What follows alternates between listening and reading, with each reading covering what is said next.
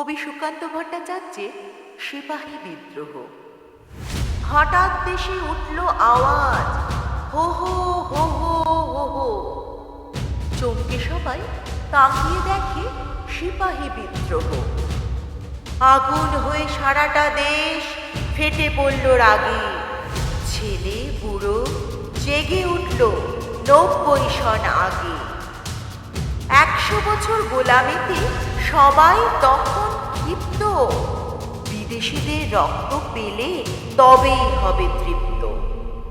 নানা সাহেব, তাঁতিয়া টোপি, ঝাঁসির রানী লক্ষ্মী, সবার হাতে অস্ত্র, নাচে বনের পশু পক্ষী।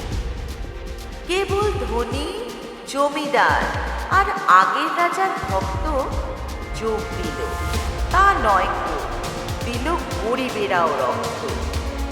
সবাই জীবন তুচ্ছ করে, মুসলমান ও হিন্দু সবাই দিতে রাজি তাদের প্রতি রক্তবিন্দু।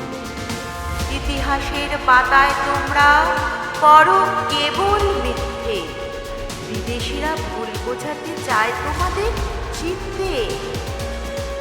অত্যাচারী নয় কো তারা, অত্যাচারীর মুন্ড, চেয়েছিল ফেলতে ছিটে জ্বালিয়ে অগ্নিকুণ্ড।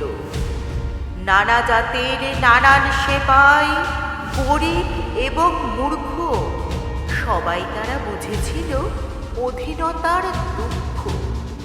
তাই তো তারা স্বাধীনতার প্রথম লড়াই লড়তে এগিয়েছিল মরণ বরণ করতে। আজকে যখন স্বাধীন হবার শেষ লড়াইয়ের ডঙ্কা উঠছে বেজে, কোনো দিকেই নেই কো কোনো শঙ্কা। জব্বলপুরে সেপাইদেরও উঠছে বেজে বাদ্য, নতুন করে বিদ্রোহ আজ কেউ নয় কো বাধ্য। তখন এদের স্মরণ করো নিত্য, এদের নামে এদের বনে শানিয়ে তোলো চিত্ত। নানা সাহেব, তাঁতিয়া টোপি, ঝাঁসির রানী লক্ষ্মী, এদের নামে তৃপ্ত কিশোর খুলব তোমার চোখ কি?